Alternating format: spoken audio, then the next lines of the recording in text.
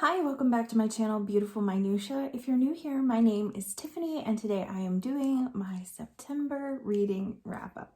I did have a mid-month wrap-up, so I will go ahead and link that one so you can listen to the books that I talked about there. I read 16 books in the first half of the month, so a lot of the books that I read this month are talked about there. So I will link that there because I'm not really going to mention any of those books here.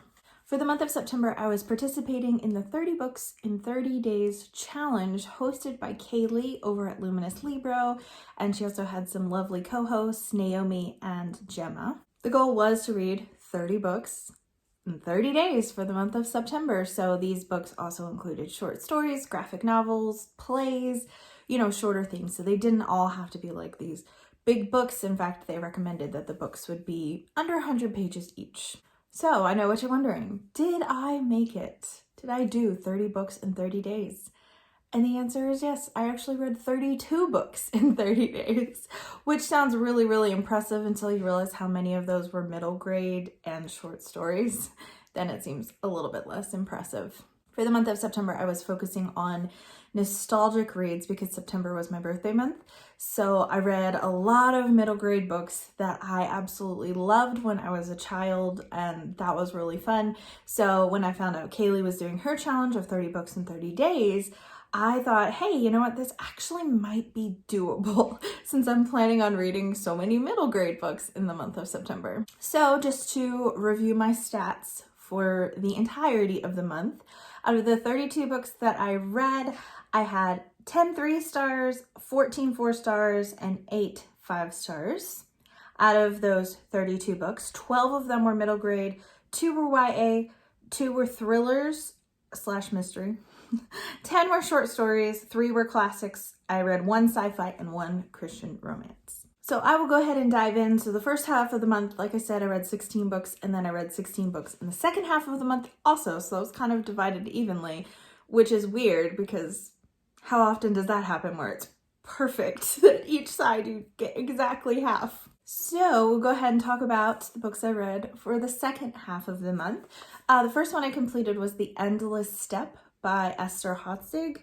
This book I buddy read with Lisa, my friend, and this book is about a girl who her family gets sent to Siberia. Esther and her family are Jews living in Poland, and they are taken by the Russians. They have taken over Poland, and they send Esther and her family to Siberia, claiming that they're enemies of the state, that they're capitalists, all these kinds of things, but really there was no legitimate reason given. I had heard a lot of really wonderful things about this book. Some people have said it's like one of their favorite books or favorite middle grade books, and I really, really enjoyed this book, but I can't say that it was a new favorite. The imagery in it is really beautiful, and I love the story of Esther and her family, but it just felt too I must say like sunny to me. I felt too happy, as weird as maybe that sounds about a book where they're sent to Siberia. Esther just has such a sunny outlook on things, and I don't know if part of that is because, she was a child and it was more easily adaptable, or I'm really not sure, but it just didn't have the grit that I was looking for. And I know this is a middle grade book, but this is a true story. Like, this was actually Esther's story as a child, and some of the things that she talked about and the ways that she talked about Siberia and that she actually grew to love Siberia and didn't even want to leave just seemed very it seemed very unrealistic to me. I don't know. I did love the imagery in this book, and there are a lot of things about it that I really did like. So I gave it 3 stars because it was a good, solid book, and I am glad that I read it. And I think it is a very good introduction into Siberia, Siberian work camps, just the hardships people went through there for younger children. I think it is great because it's not nearly as intense as I was expecting it to be. But having read more about this time period and other stories that take place in the same kind of setting, it just didn't seem very realistic and wasn't my favorite out of those books that I've read. The next book that I completed was a read-along that was hosted by the host of the Fall into Reading Challenge, which takes place over the months of September, October, and November. And that book was A Wizard of Ersie by Ursula Guin. Again, this is another book that I just didn't love. I was really expecting to love it. And when I first started it, I did love it. So this is a story of Ged, who has these magical powers that his aunt, who is like kind of a village witch, recognizes, and she starts training him and realizes she can only train him so far, and she sends him to a wizard to be trained farther. And the back of the book says that he is like the greatest wizard that the land of Ersie has ever seen before, and so this is kind of his origin story. The chapters themselves, although there were overarching stories that went on, they seemed very individualist in his journey, and this is very much like a journeying story, kind of in the vein of like Lord of the Rings, where there's just a lot of traveling that happens in this book. And I really loved like the lyrical style of how it was written, but it felt kind of disjointed to me, a lot of the chapters. And I felt that the ending was really, really, really built up, and then it was super anticlimactic and was very much rooted in the author's beliefs and like Taoism and balance and things like that, and kind of bordered on preachy just a little bit, in my opinion. It was still interesting and I still enjoyed it, but I don't think I will continue reading this series. It is a trilogy. I don't think I'm going to continue reading this series, and I own this book and I probably won't even keep it because I would only give it 3 stars. I don't think it's a book that I really want to reread at any point. In the first half of the month, I read one Babysitter's Club book because I loved the Babysitter's Club when I was a kid. And if you were an 80s or 90s kid, you probably grew up reading them too. So the one that I read was a Mary Ann book. Mary Ann was my favorite character out of the Babysitter's Club when I was a kid, and I didn't love the Mary Ann book that I read the first half of the month, so I decided to read a few other Babysitter's Club books from other babysitters' perspectives. So I have 4 more that I read over the month because they were really quick. So the next one that I read was Dawn and the Impossible 3. I loved this one. Like, this is like the epitome of good like Babysitter's Club books for me. I really like Dawn in general. I don't think I related to her as much as a kid because she's super like health conscious. She comes from California, but I can totally relate to the moving cross country multiple times, and I would say I'm much more health conscious as an adult.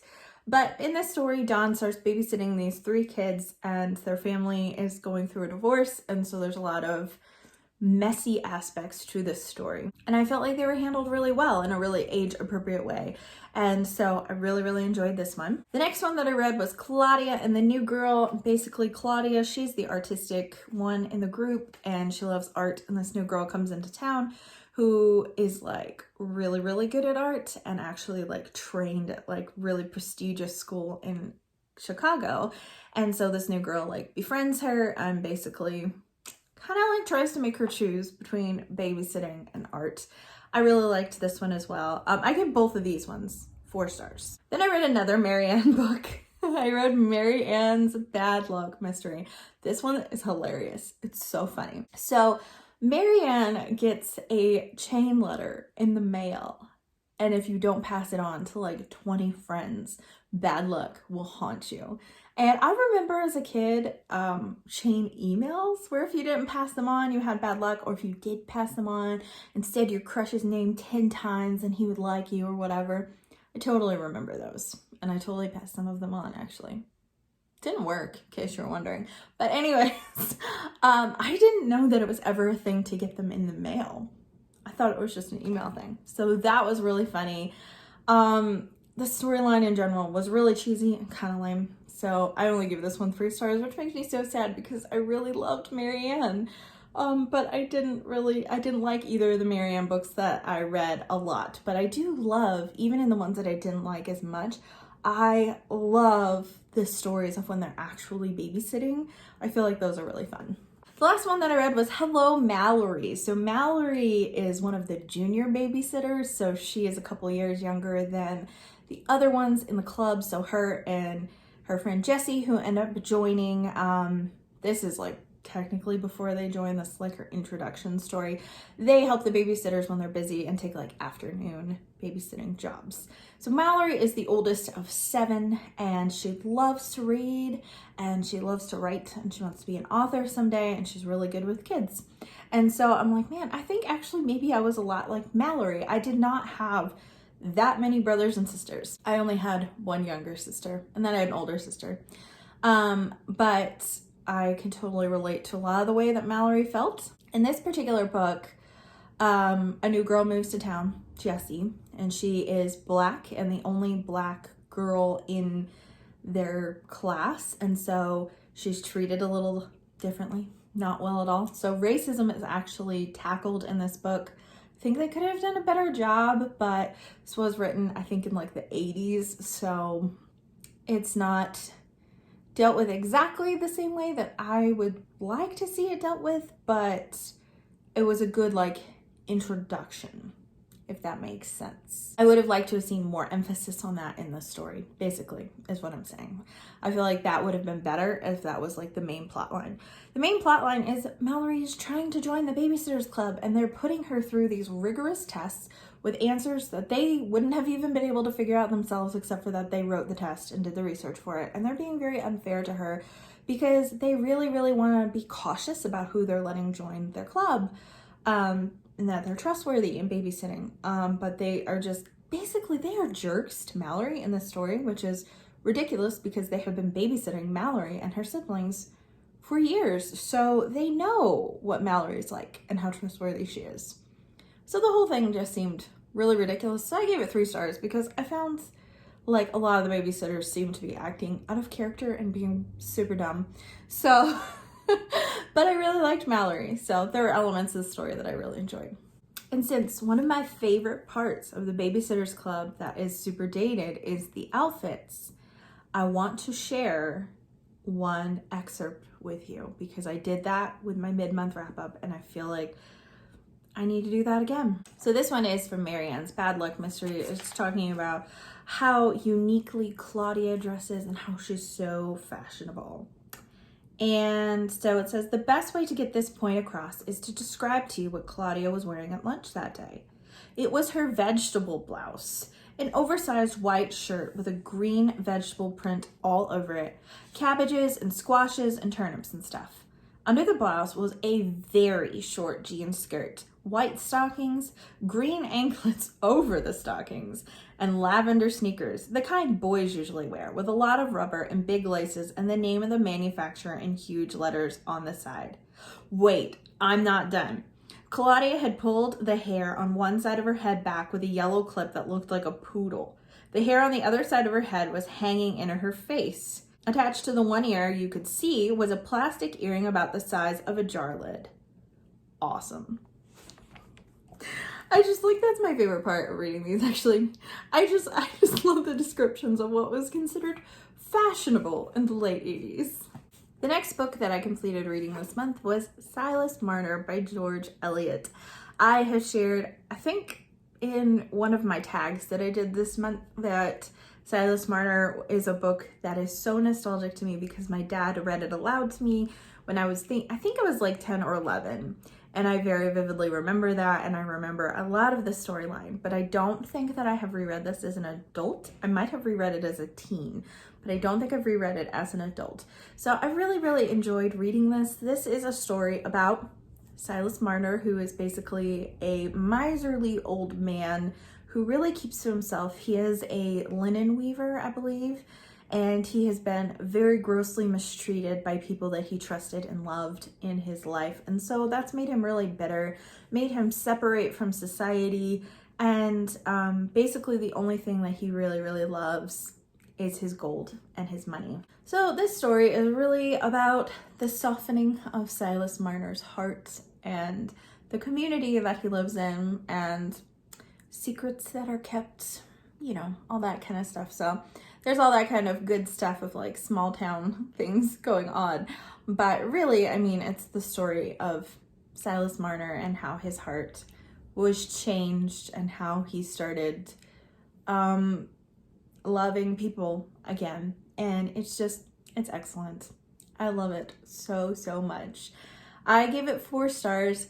It was almost perfect for me, but there are some things that maybe I would have liked to see a little bit differently, or a little bit more time spent on certain things, because there's a big jump of like, I think it's like 14 years or something like that. There's like this big time jump right in the middle of the book, and I would have liked to have not had that there, or at least not so abruptly. I would have liked more time spent in the space that we skipped.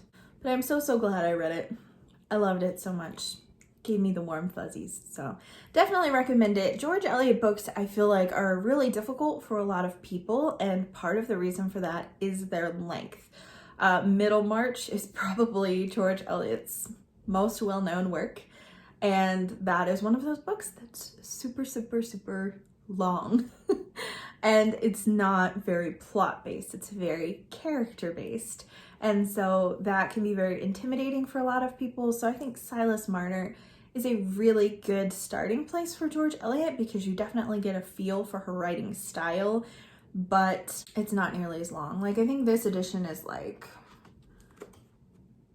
around 200 pages. It's not very long, so it's definitely a good foray if you've been interested in George Eliot but been scared off by like Middlemarch or Mill on the Floss or books like that. The next book that I read this month was The Hidden Staircase. This is the Nancy Drew mystery. This is number 2.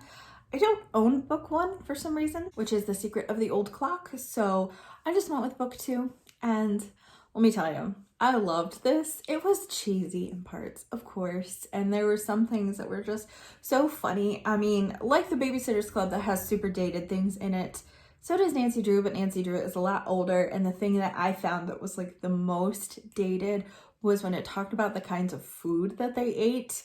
Like, there's someone who's sick at one point in this book, and they give them like broth made with beef bouillon and plain gelatin, and I'm like, what? So, I mean, there are definitely dated elements to this book, but I loved it. I loved the Nancy Drew books when I was a kid, so I just really liked the atmospheric creepiness of it. It's not super creepy. I mean, it's for kids. But there's this whole element of Nancy is being called by her friends to come investigate her aunt's house, where all these weird things are happening, and they think it's haunted, and they think there's a ghost. And with Nancy Drew, as far as I remember, it is never a ghost. There's always someone behind it and something happening, kind of like Scooby-Doo in that sense. So I just really enjoyed the mystery aspect of this, the creepy things that were going on, and of course there's another storyline that's happening with Nancy's father, and that ties in, of course. This was just a really, really fun book, and I'm really glad I read it.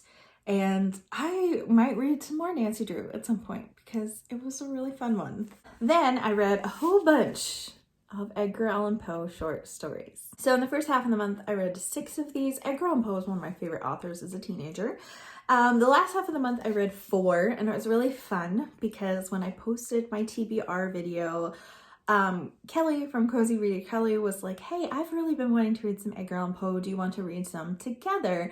So that was really fun. We have been reading all these together. So far we have read, I think, 10 or something like that.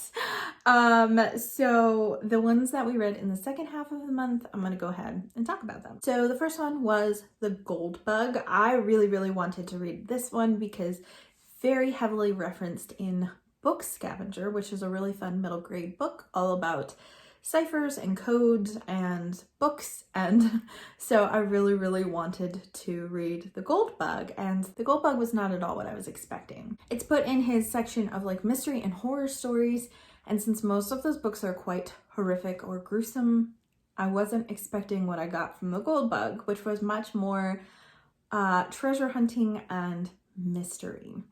So there's this man who ends up with this bug that appears to be made of solid gold, and he gets bit by the bug, and then everyone thinks that he is delusional because he's after this treasure. The most fascinating part of this book was all of the cipher work, which is in the last part of the book. So I really enjoyed that. It was totally different than what I expected, but I thought it was very brilliantly written, so I did give it 5 stars. The next one that we read was The Mask of the Red Death. I talked about this one and the facts in the case of M. Valdemar in a reading vlog that I did, so I read both of those over a weekend. The Mask of the Red Death is basically about a plague. I gave that one 4 stars, and then the facts in the case of M. Valdemar, I gave that one 5 stars. I thought that one was just brilliant. It is about mesmerism, and that's all I'm going to tell you about it because it's a super short one, so I don't really want to say anymore because it will give things away. It does have a pretty gruesome ending, but I still loved it. And the last one that I completed this month was The Pit and the Pendulum. I do remember reading this one in high school and enjoying it, and I did enjoy it this time too. I gave it 4 stars, but it was not my favorite one.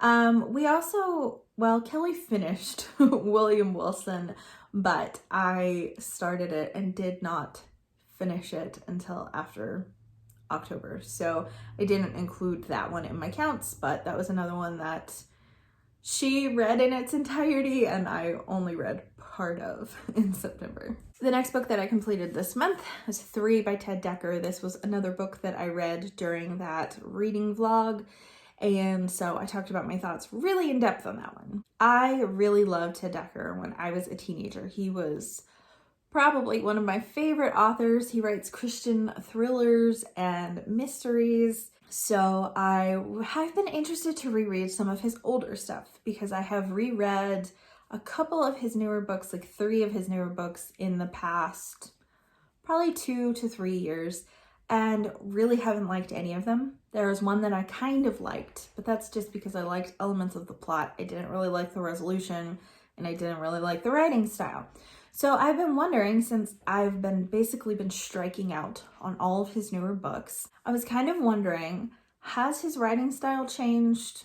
Has the way he writes about his faith changed? Because definitely faith is a huge part of his books. He's not like a Christian author that, you know, mentions the characters going to church once or praying when they're in trouble and that's it. Like, he definitely delves deep into issues of faith. So I was kind of wondering, does the way that he's written about that, has that changed? Or has my taste just completely changed and I just don't like it anymore? So 3 was my favorite out of all of his books when I was a teenager because the plot twist just got me. Like, I loved it so much. So I decided this was going to be the one that I reread, which may have been a mistake because I'm very, very familiar with the plot because I've read it several times and I just really always thought it was very brilliantly written as a teenager. So I feel like it didn't engage me as much as it might have if I had read a work that I wasn't quite as familiar with. But I did feel like I liked the writing style better. There were things about it I still didn't love, but it was better. And then his writing was very much, in terms of like writing about his faith, the overarching faith theme in this book was kind of like man's propensity towards either good or evil and being kind of like the man in between. Are you going to turn to evil or you're going to turn to good? Like, what does that look like in human? All those kinds of things.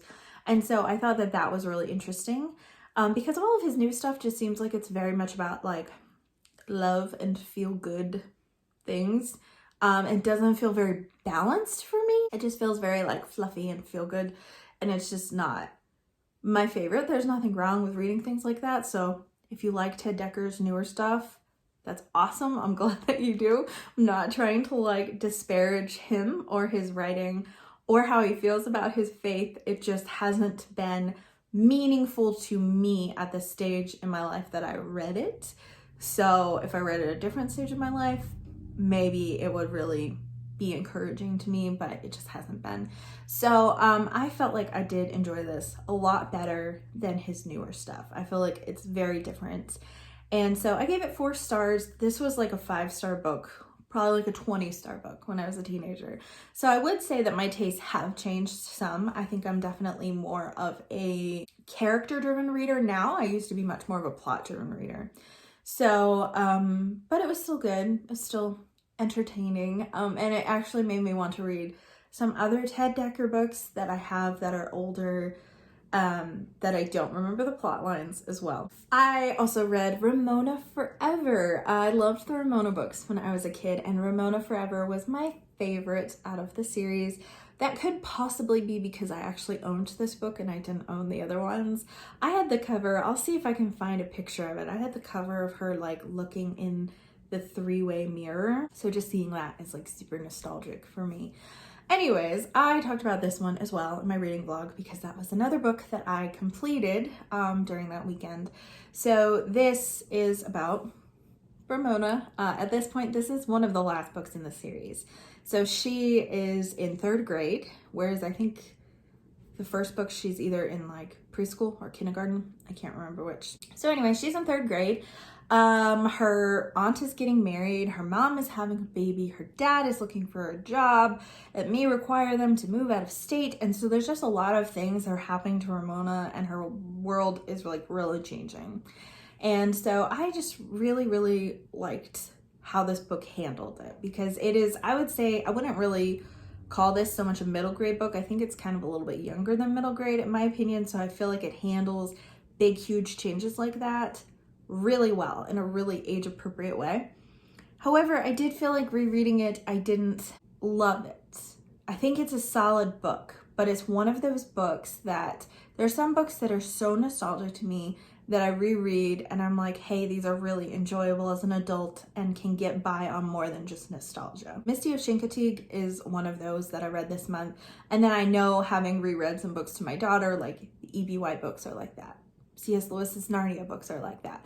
There are some that they just hold up for every age range and can stand on more than nostalgia. I didn't feel, for me personally, like Ramona was like that for me. I felt like as an adult, it wasn't that enjoyable, but I think it is a wonderful, wonderful book for kids.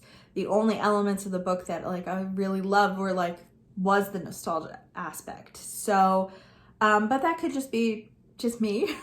I know lots of people still like reading Ramona as an adult. So I did give this 3 stars though, because I'm really glad I read it and I feel like it's really solid and I enjoyed aspects of it. It just kind of wasn't my favorite.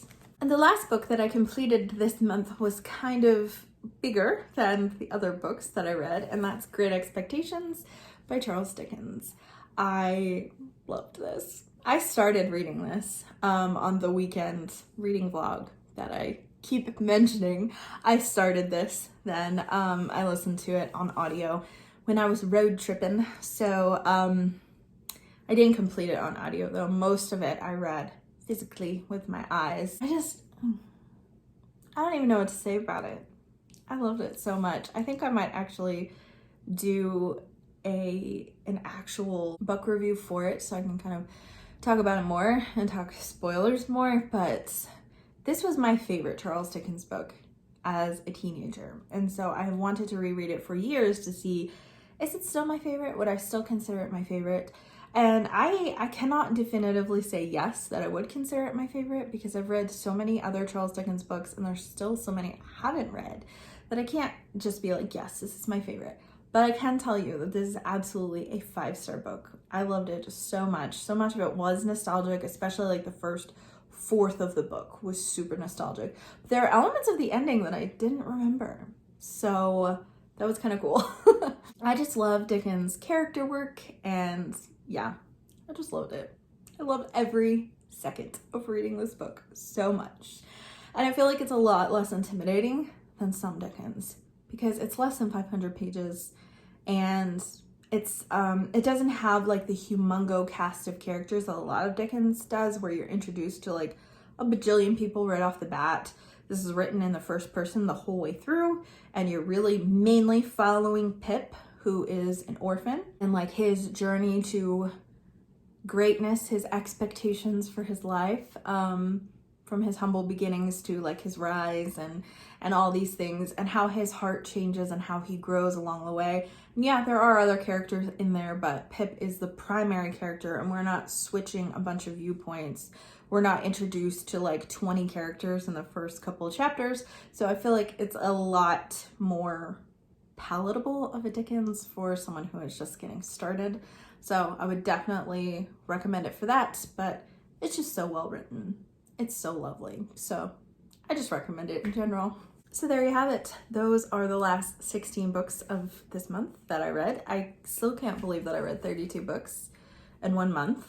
I was sick for some of the month, so I think that really helped.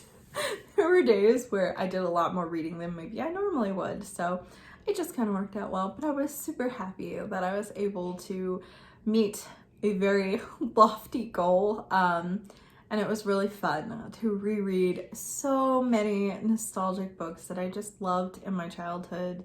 It was just such a joy and so fun. And I hope that you enjoyed kind of coming along on this journey with me and hearing my thoughts on books that I reread. I would love to hear from you down in the comments below what kind of books that you read in September, and if you have a favorite or a couple favorites, if you can't narrow it down. I would love to hear what books you loved the most during the month of September.